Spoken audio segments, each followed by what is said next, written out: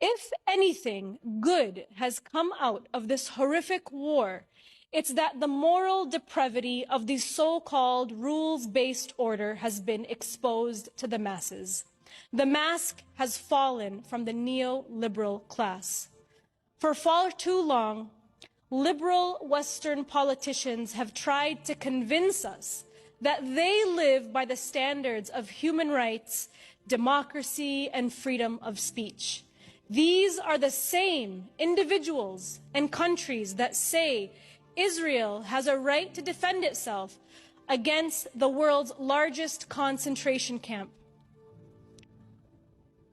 Our so-called Western leaders in Washington, in London, in Brussels have weaponized human rights.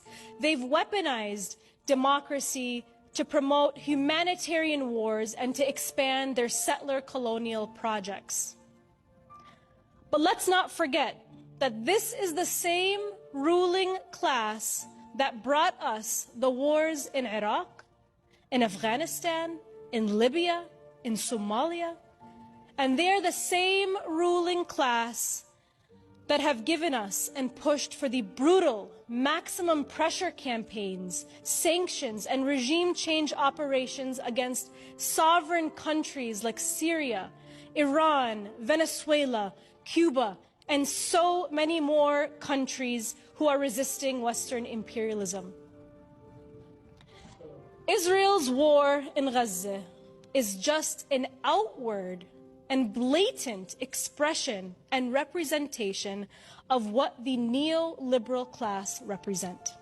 A bloodthirst for war that fuels the military-industrial complex. Lockheed Martin and Raytheon, two weapons manufacturers, applaud this genocide. Think tanks that are funded by these weapon manufacturers draft the war policies and hand them to our politicians to make these wars inevitable. We see dead children. They see their stock prices go up. But it's clear, no matter how many millions of dollars that they spend to manufacture consent for their wars and support for Israeli apartheid, Palestinians have won the hearts and minds of humanity. Never have I personally seen in my lifetime such global dissent and awakening to Israel's propaganda war in Gaza. We are witnessing a global enlightenment. Millions upon millions of people have taken to the streets. Mass sit-ins at our elected officials' offices have been organized, and mass boycotts of monolithic corporations. The massive coffee company Starbucks lost $12 billion in a matter of just 1 month from our global boycott campaign. We have to disrupt their money-making mechanisms that make these wars possible.